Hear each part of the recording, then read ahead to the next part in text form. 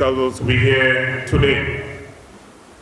I want to most importantly thank Honorable Samuel Okujeto Ablakwa, one particular MP who has raised the bar so high that many MPs within the country are running for cover each time his name is mentioned. I met him when he was, the first time I encountered him was when the NUGS was awarding certain personnel in 2009. Both of us took awards on that occasion. We met again in Lomé when there was a conference on higher education on the African continent. And I have since admired him so much. A very young man who has risen through the ranks from Deputy Information Minister to an Deputy Education Minister, and we know that the good Lord has presidential ambitions for this fellow. I hosted him and our 2020 running mate, Professor Jenana Opoku Ajiman, at the Elizabeth Hotel sometime 2 years ago. I don't want to talk so much. There are other dignitaries, but I know we have constantly been interacting, so there's the need to give prominence to Honorable Ablakwa for the dexterity and the commitment that he has attached to tein since his schooling days. We appreciate the good works of each and every one of the high table, but kindly permit me if I don't pay so much time or homage to you as I'm doing to this enviable son of Ghana. We are so enthused to have him leave so much back home and in the office to be here with us. Despite all the things the MC was mentioning, he has probably forgotten to talk about the benevolence of Honorable Ablakwa. This is one particular MP who has gone to the extent of supporting students outside his region. I'm sure you are all aware of the medical student that he's sponsoring at the University for Development Studies. This was a young girl, brilliant, with about 7 or 8 A's from the SHS, who did not have money to further her education. She's from Tamale. And she was in the dailies, and before we knew it, Honorable Ablakwa decided to sponsor this girl, although he has no family, social, or whatever ties with this. This is the kind of person we are talking about. I can spend the whole day talking about the accolades of this man, but we know there is so much to do, so I won't like to take a lot of your time. So I want to use this opportunity to welcome each and every one, and thanking you so much for making time to be with us. And I know the kind of dignitaries you have, the kind of brains you have on the high table will give you the impetus to join the NDC if you are not yet a member. And if you're a member, it will give you the impetus to work your ass out to ensure that we win election 2024 with over 60%. And that is what we are entreating. Before I take my seat, I want to register my displeasure with the main campus tein membership. I'm sure if when you attended the Doma campus tein program, you knew what's happening. You still know, Program President. In fact, it was raining and we're still on the pitch. The crowd was unprecedented. The turnout was marvelous, and everyone was shocked.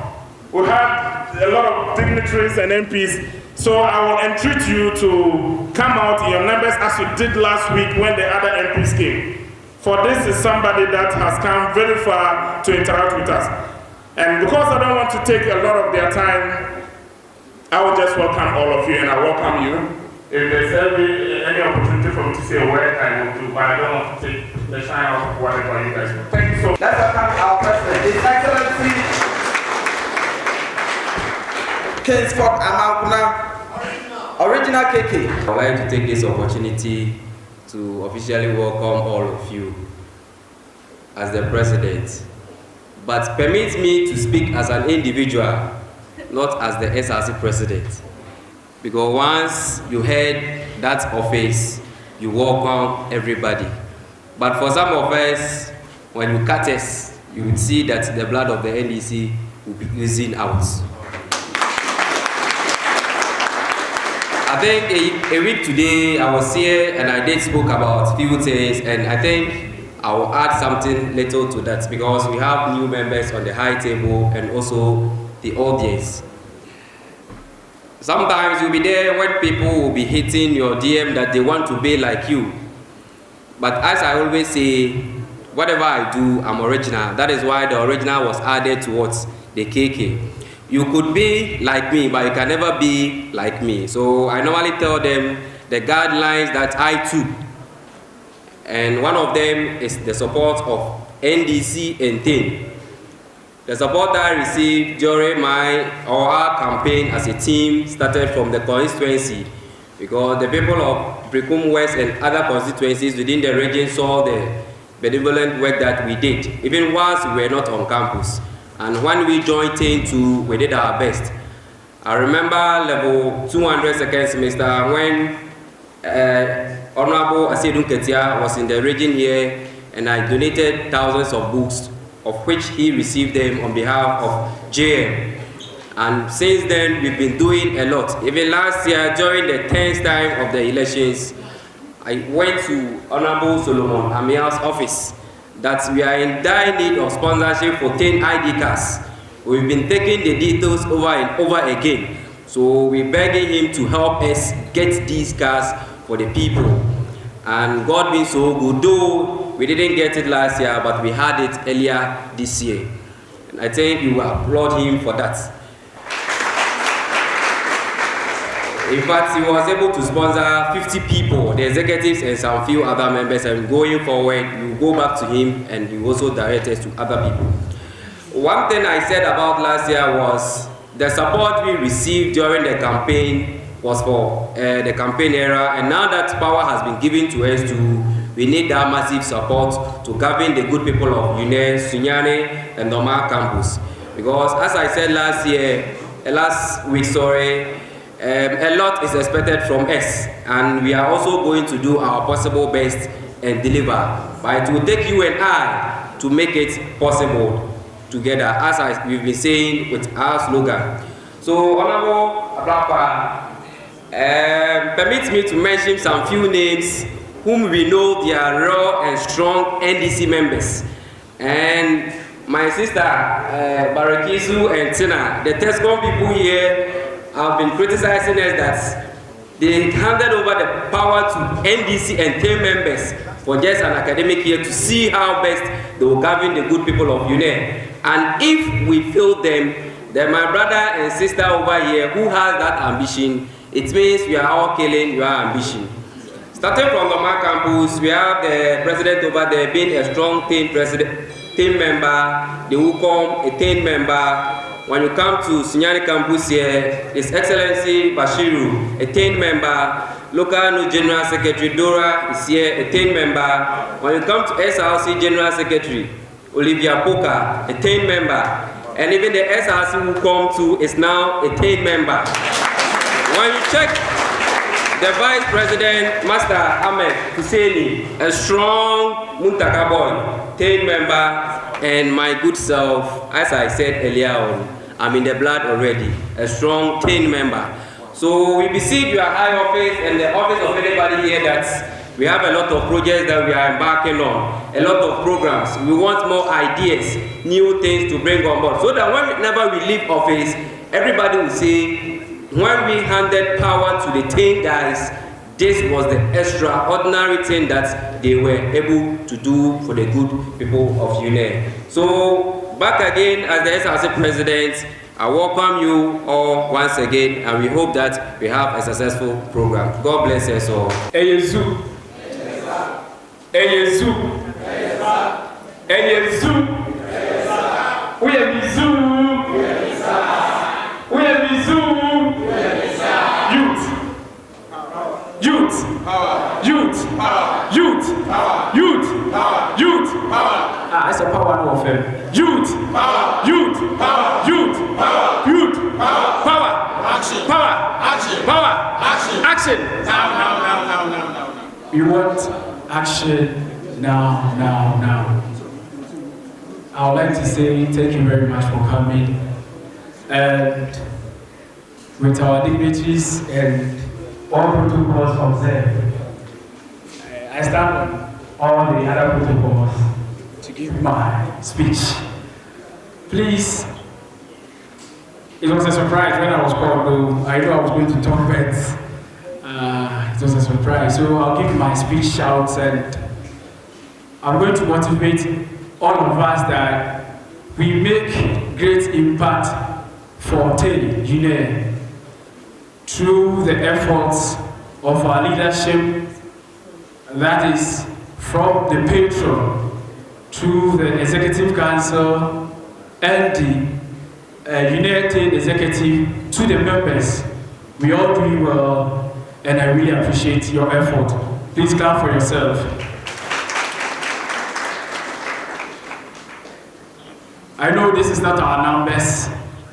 That's why some of us, we are so busy and our spirits look so down. But I know they are on their way coming. Most of them are coming. We have other programs. So, honorable, if you see this is not our numbers. We have most of our leaders being the Student Bar Association. Some of them are ISEC. They are having interviews and other programs. So they are yet coming. They are on their way coming. So I will encourage us all to tell our friends that the program is still ongoing, and we have Honorable Samuel Kuchato here. He's going to take us through a lot. And this is our prayer for him to be here and everything to work on well. And I say God bless us all for coming. Thank you. Allow Honorable Kuchato alone to do the little he can in his constituency and in Accra. We will not win. We will all have to contribute our bit to the success we are looking for in 2024. You know, now they say the youth has taken over. We have taken over, and we can only take over after we've won. And we want all of you to come on board. All of you to do your bit in your classrooms, in your dormitories, or is it your halls? Not dormitories, is that it? In your dormitories. So that together we can build a strong party in the Bono region that will permanently send the elephant into the bush. You are lucky because almost all your SRC executives are tein members. And I'm proud of them. Every single day we spent on campus here to see to it that the right thing was done. To see to it that they were elected.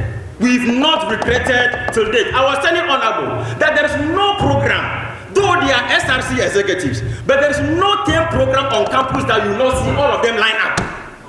They've made us proud, and we know they will continue to make us proud in all their activities.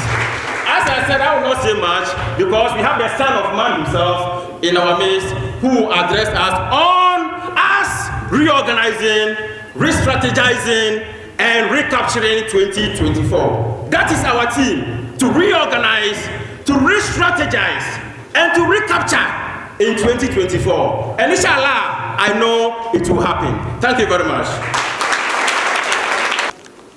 The last time somebody was telling me that he just came from school. I don't have that fact anyway, but it's like he's never worked in any department before. But look at where he is today. It is because of the role he played, his involvement in political activities, whilst he was on training, that has gotten him up to this extent. Yes, in doing so, you face a lot of challenges. I don't know that when they started politics, at a point in time, they were branded as what? Babies with sharp teeth. Honorable, you are like. But today, I tell you, the whole worldwide hears of Honorable Samuel Ablakwa. That is the emulation that I want all of you here to take from him, so that tomorrow you can also become a very good politician. Let me share this with you. After our program is Kumasi, one of the members gave me lift to town. So whilst we were driving his car, we got to a point and he turned to me and said, "President, next time I want to be in the strong row." And I said, "Yes, you are the type of people that we want." Because, excuse me, taking Rojo Metalunu, for example, look at his age. And this man stayed in the strong room throughout the night till the following morning, without food, without sleep, at his age. And look at what happened. Then everybody tends to blame you. Whilst we have young, energetic people like you to make yourselves available for such roles, such party activities. But if you are always found at the back seat, this is what will happen to us. So I am here to caution you that very soon we will be going back to the polls. And a lot of lapses have been identified.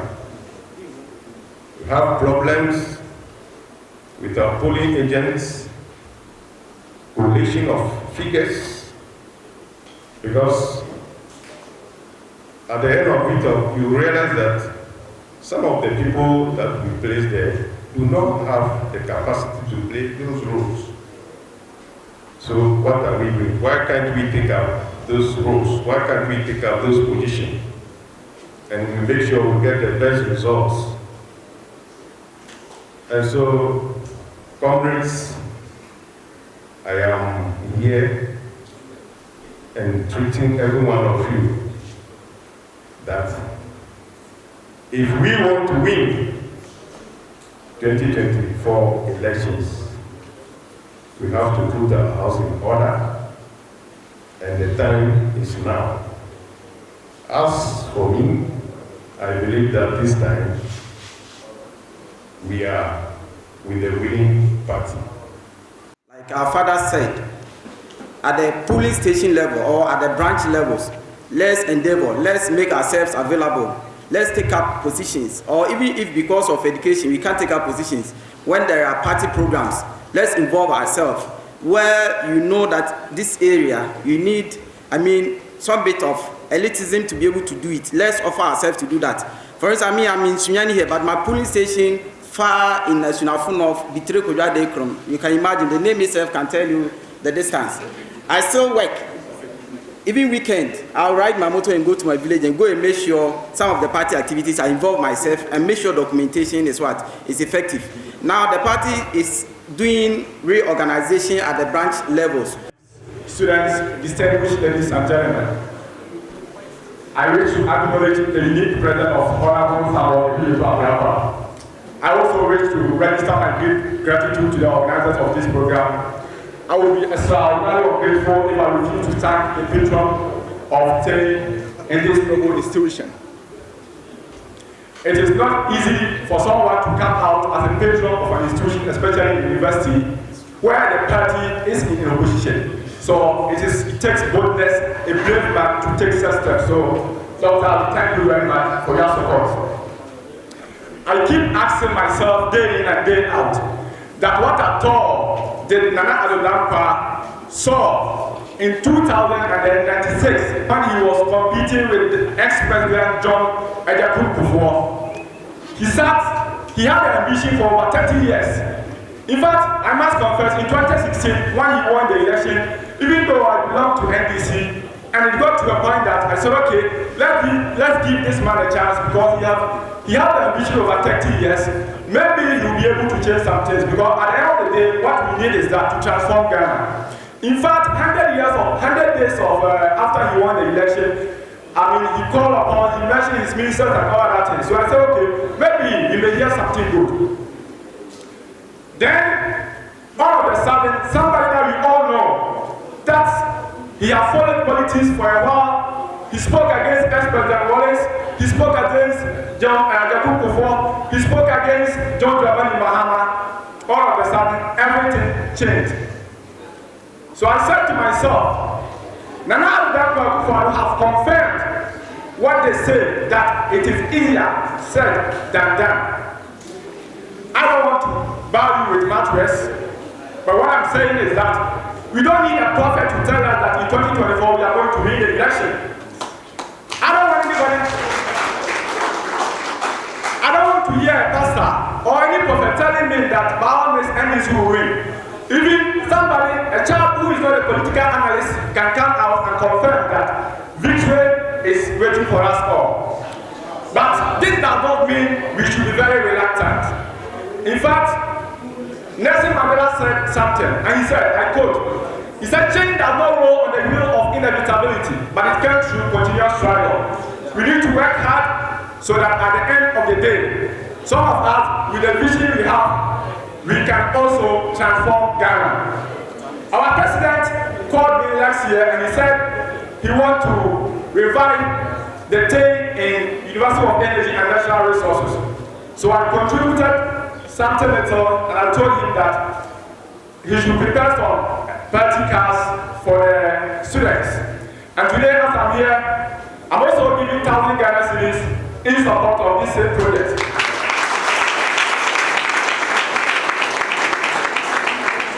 Because we don't have to say, I'm also a student here, I'm a weekend student.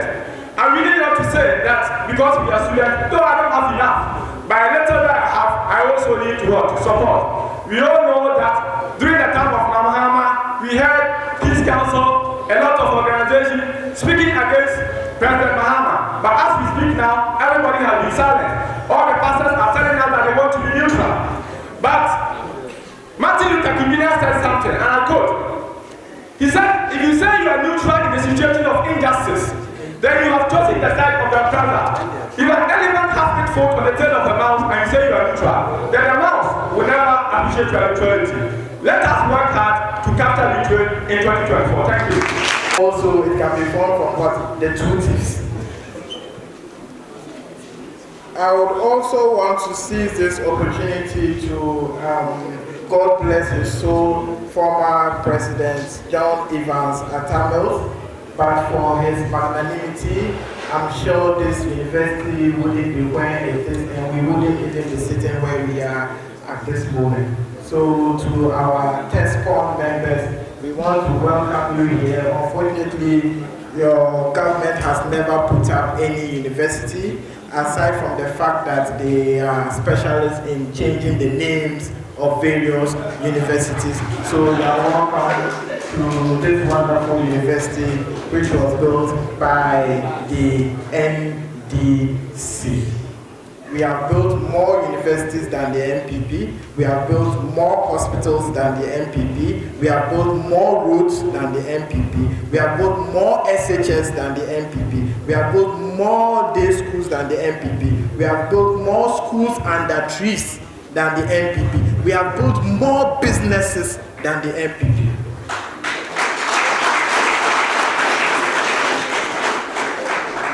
And the records are there to show. But of course, they have done things also better than us. Example, they have killed more businesses than the NDC. They have killed more businesses than the NDC. They have renamed more institutions and universities than the NDC. They have killed more people during an election than the NDC. They have promised more than the NDC. They have been able to create a bigger government filled with so many incompetent ministers than the NDC. So when you talk of all the bad things, they have done it more than the NDC.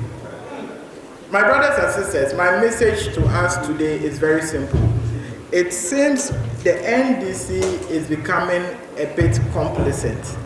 I know you want to hear very good things. You want to hear the NDC is winning. You want to hear come 2024, John Dramani Mahama will be president. Come 2025, he'll be sworn into power, etc. We become happy, we clap, we shout, and we go back. But the gospel truth is that we are becoming complacent, sitting back and thinking that NPP has already done 8 years, and for that matter, automatically come 2024, we are winning the election. That is never true. If we do not work, we are going to lose the next election. That is a fact. I have gone round, I have seen the things that are happening, and I know the things the NPP is doing to make sure they win the next election. They are hell-bent on winning the next election by foul means. If we do not stand up and face them boldly on every front, be it social media, be it traditional media, be it face-to-face, be it at the grassroots level, be it at the national level, be it in parliament, then trust me, come 2024, the NDC will still be in opposition. Yes, people feel that there's a rule that every 8 years, Ghanaians try to recycle or change the government. But don't forget that to every rule, there is an exception.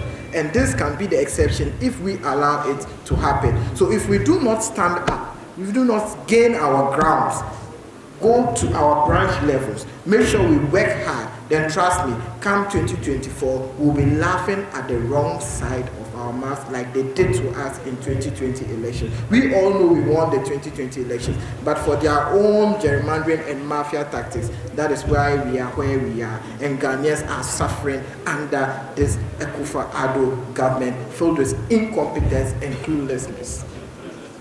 So my message to you is very simple.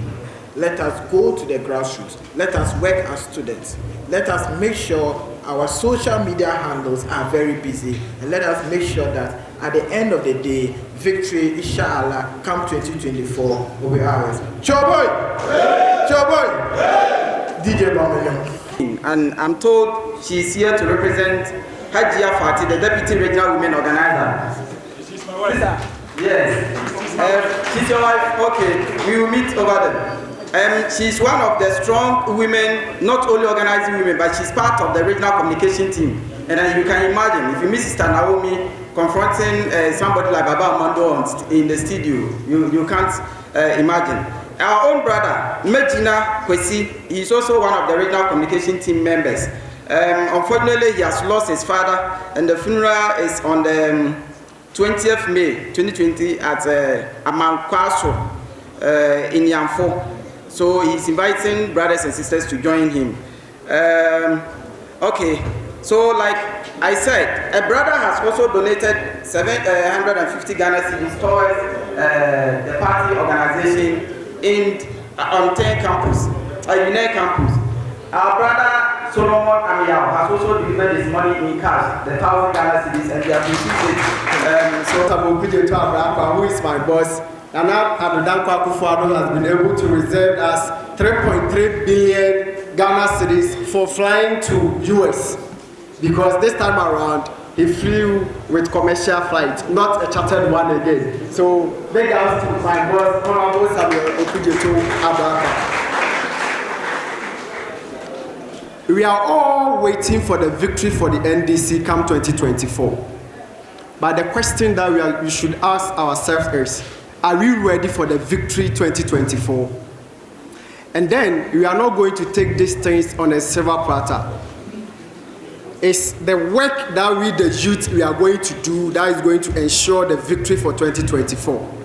And then if we, the youth, decide to sit aloof, the victory will not come. 2020 wasn't an easy task. MPP was not expecting the votes that we had in 2020. It took them by surprise when we had that vote. Though we won, but due to one or two reasons, they massaged the figures and then the EC gave them the victory. By 2024, when you lace your boots, when I lace my boot, and then all of us lace our boots together, we are going to see the victory for the NDC come 2024. It's high time the youth, we have to stand on our feet, and then we tell our leaders that enough is enough. Things are not going to be things as usual or business as usual, whereby the aged will be sitting there and then they will tell you, you are young, go and sit somewhere, you don't need you, what do you know about elections? No. This time around, we are going to tell them that we know the elections. And then everybody is going to partake in this election. We are not going to give any chances to anyone. Whether the constituency chairman, the regional chairman, the national chairman, we want the victory of the NDC. So we all have to sit and then watch for the victory for 2024. As a youth, what are you bringing on board? What is going to be your quota for the victory 2024? How many people have you been able to convince to vote for the NDC? Thank God the TESCOM president and his executives are here. Right after this program, we have to make sure they will join tein here and then we register them, they get tein card here. Because from before they leave this room, they have to be tein members. All the lies that they churn out against Dr. Opuni, where has it gotten to? I am not here to talk about whatever is happening because it's still an issue at court, but I just want you to know that the NDC is the party that you should join and work out for. Due to how much do you know now since NPP took over? How much? How much? $360 billion if they share. So all of you seated and standing here, you are owing Ghana. I mean, the money that the Ghana is owing, you are owing to. Meanwhile, you are not feeling it. So as you listen to this illustrious son of Ghana, and as you leave this room, know that the Nana Addo Dankwa Akufo-Addo and his cronies have mortgaged your lives. They have mortgaged your destinies, and so you are owing. The only way out is to bring His Excellency John Dramani Mahama and the NDC to turn things around, to create opportunities for the youth, and make a brighter and give Ghana a brighter future. Thank you so much. Thank you. Thank you, Doc. Please, let's have a seat. I could not disappoint them, particularly as they were doing something very phenomenal. On their own, they had made contributions, they had collaborated with NGOs, and they had put together young women who they were empowering, giving them skills training, teaching them how to fish and not giving them fish. And I was really touched by that effort. Often people wait for the party to be in power before they empower their members. But these are young activists who are ignoring the fact that we are not in power. Not being in power doesn't mean that your vision is not in power, or your ideas is not in power, or your energy is not in power, or your dynamism is not in power. That has been my own personal raison d'etre, which keeps me moving, that regardless of the opposition challenges, we have to strive to improve the lot of our people. And so I told them that I would not be able to spend the whole day with them as initially agreed, and that I will spend an hour with them and then rush to catch a flight to Kumasi and then make it here by road. So it's been quite a tumultuous day, and I am glad that the good Lord has brought me here safely. And I want to thank you very much for your patience in waiting for me and remaining hopeful that despite how challenging the itinerary was, I will keep my word and I will make it to you. I address you this evening with a lot of nostalgia because this campus invokes many, many memories. I'm having a rush of very, very, very emotional memories. This was the very hall I was elected President of the National Union of Ghana Students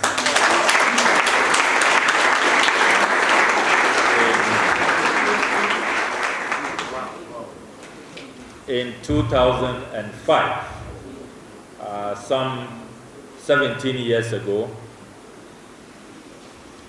when I stood for the presidency of the National Union of Ghana Students. As you by now know, by the time we got to the university, the NUC's constitution had been amended, and so it was no longer a rotational election.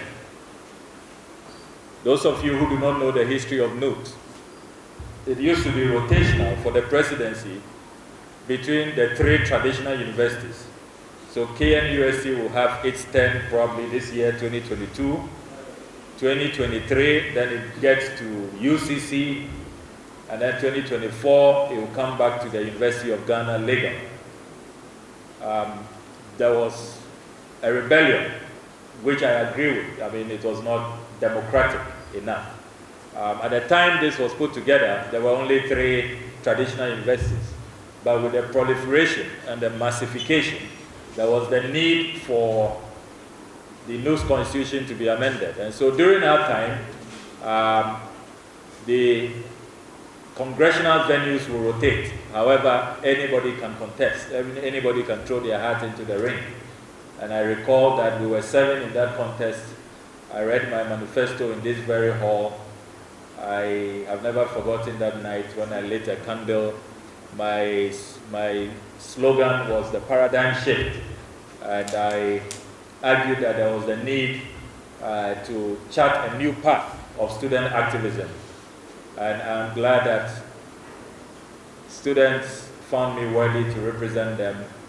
And we did a good job that year, but it all began from here. So one can argue that my preparation for national politics, the foundations for national politics, confidence to stand before people to speak, learning how to serve, learning how to understand people, how to listen to people, how to serve them, how to understand the nuances of being in a team. I owe all of that to this institution and to you and to your alma mater. So Your campaign team manager is here. So absolutely. My campaign team members are here, and it was really a competitive election, very competitive. There was very high interest of all kinds of forces, but we managed to claim victory. We have been able to expand access to tertiary education, following on the great example of our forebears. It is only the NDC that boasts of a leader who won a personal leadership prize, a hunger prize of $50,000. President Jerry John Rawlings, God bless his soul, the founder of the NDC and the first president of the Fourth Republic. He donated the entire hunger prize of $50,000 to the country to establish the University for Development Studies.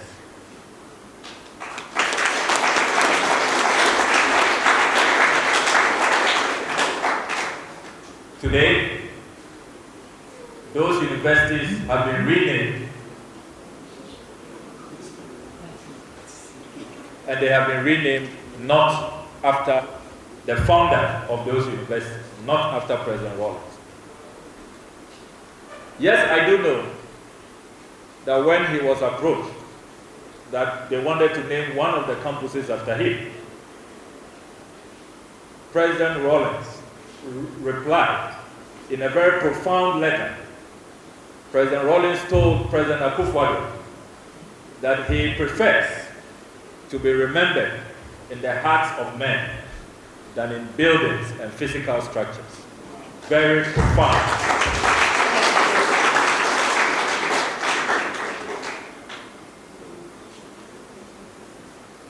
If I was President Akufo-Addo, who received that letter, I will, out of respect for President Rawlings, who founded the university, who did not want it to be named after him, will have stopped all narrow,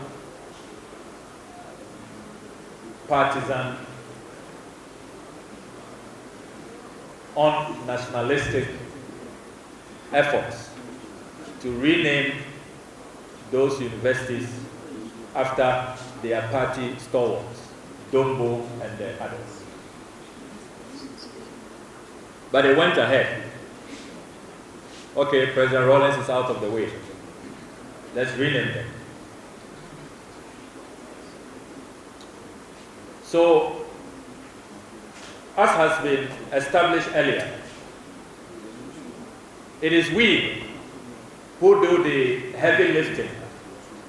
The NDC does the hard work.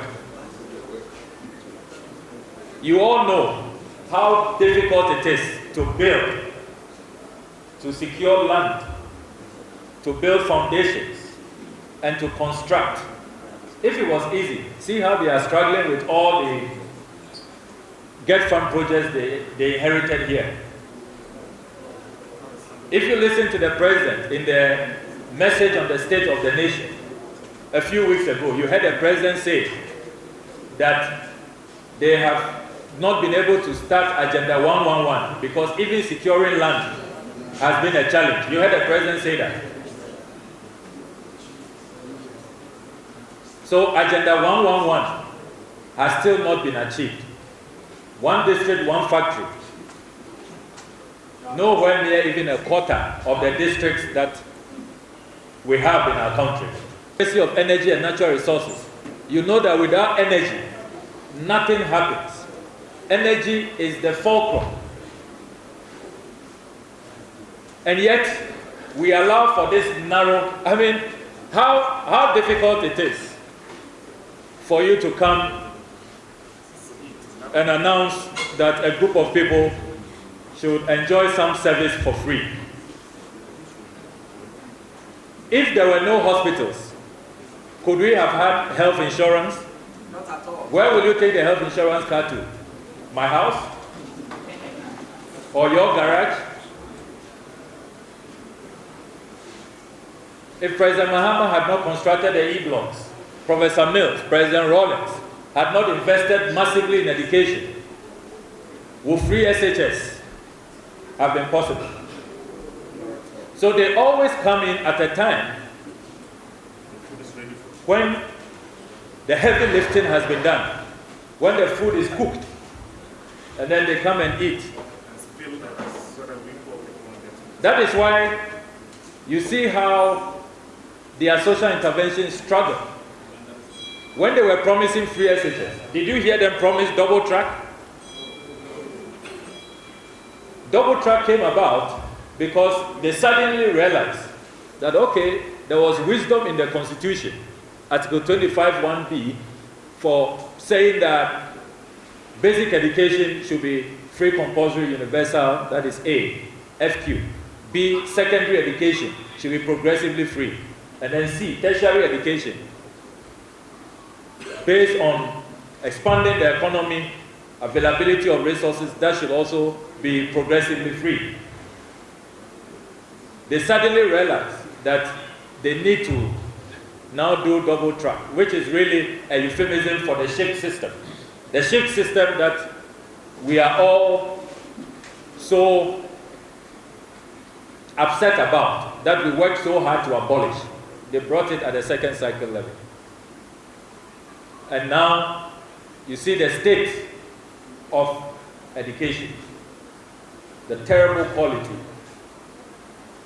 So I want all of us to be proud of the legacy that we have.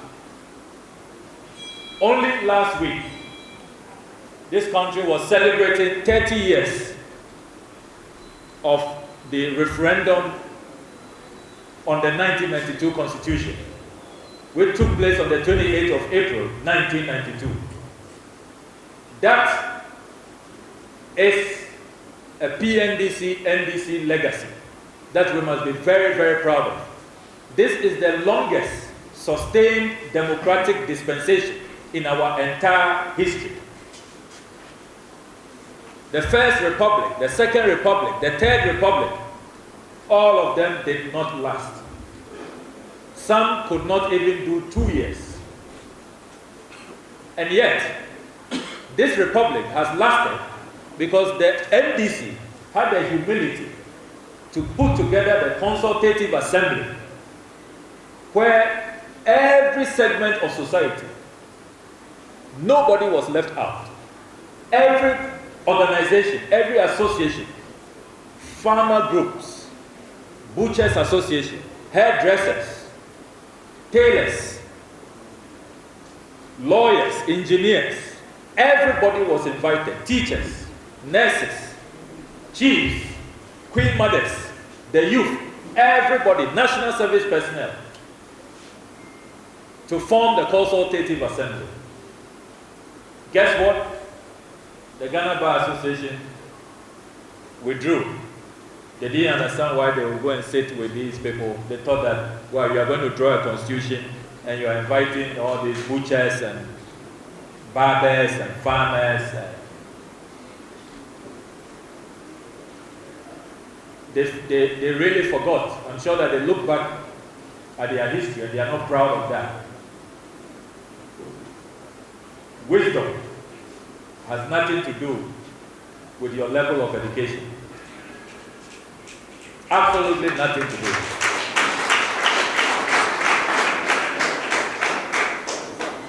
I have seen very, very young people come up with some of the greatest innovations and inventions that have redefined human civilization. They had nothing to do with their age. They had nothing to do with their professional status. To the extent that this constitution has been the most lasting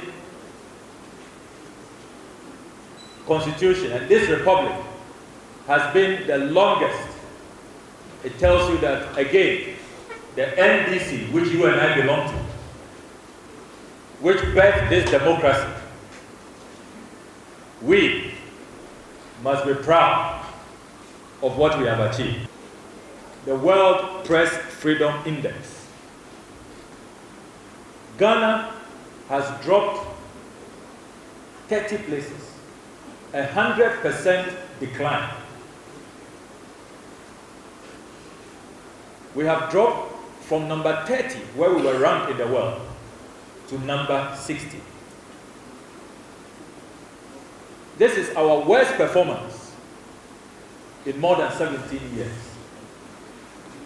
In Africa, over the last 10 years, we are always in the top 3. If we are not number 1, we are number 2, we are number 3. President Rawlings, President Kufuor, President Mills, President Mahama. If President Akufo-Addo cannot improve, at least maintain our tradition, maintain our hard-earned recognition which the international community gives us. This is what is leading us to. In Africa today, we are ranked number 10. Military juntas like Burkina Faso are ahead of us now. Niger is ahead of us, can you believe it?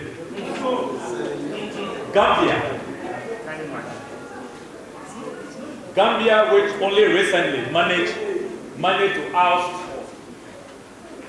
that confused dictator, Yahya Jammeh, who killed about 44 of our compatriots.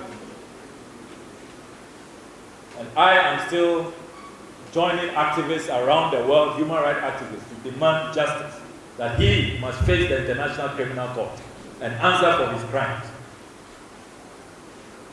that criminal, who also claimed to be an ace healer, very confused chap, Yahya Jammeh, who is now on the run.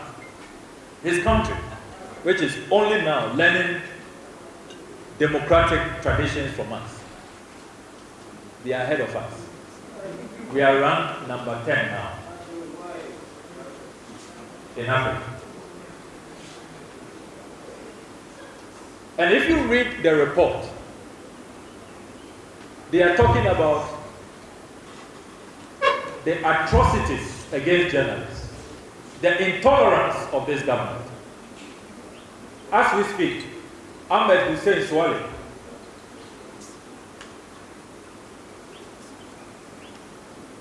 justice has not been done. Was it a coincidence that he was assassinated only after he did that globally celebrated investigative work with Anas? Is it coincidence that a member of parliament exposed his identity? And a few days after that reckless, nauseating, and callous conduct by Kennedy Ejebon, Ahmed Hussein Swale was assassinated. As we speak, nobody has been apprehended, nobody has been prosecuted. You saw what happened to Caleb Kuda, what happened to Erastus, what happened to Manasseh. And he's been speaking this week, you've heard him. He said that, look, at the height of his Ford expedition saga against former President Mahama, when even some people felt that, look, the president has just lost his mother. That same day the mother will be buried. Hold on with your expose. He did not. He went ahead.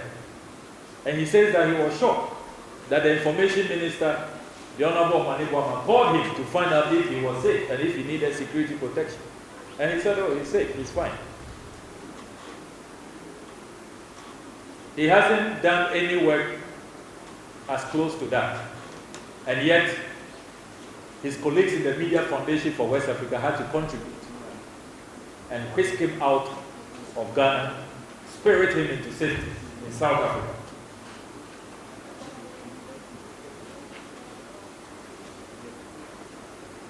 Now, it's not only the World Press Freedom Index. The week prior, this country was discussing the State Department country report on human rights practices.